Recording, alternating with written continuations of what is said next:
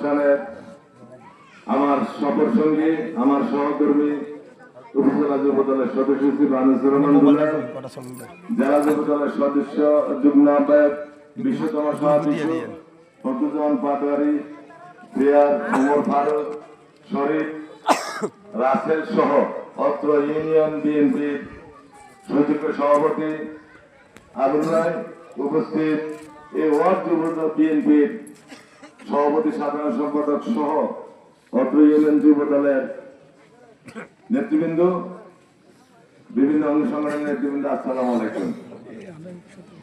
আসলে আমি এখানে আসার কথা ছিল না, কৌতূহলবশত আসছি, কারণ আমাদের সব জায়গায় দলীয় শৃঙ্খলা আমরা পালন করতে পেরেছি, এখানে আমরা এসে ব্যর্থ হলাম। এরকম নজির লাকসামের ইতিহাসে বিরল।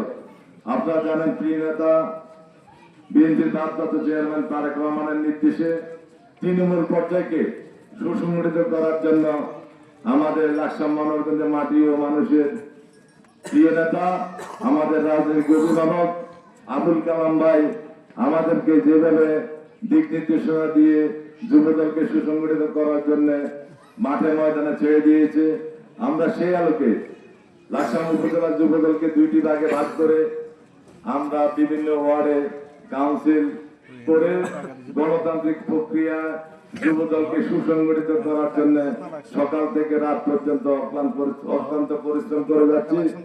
আমাদের সহকর্মীরা আমাদেরকে যথেষ্ট সাপোর্ট দিয়ে যাচ্ছে, অক্লান্ত পরিশ্রম করে যাচ্ছে।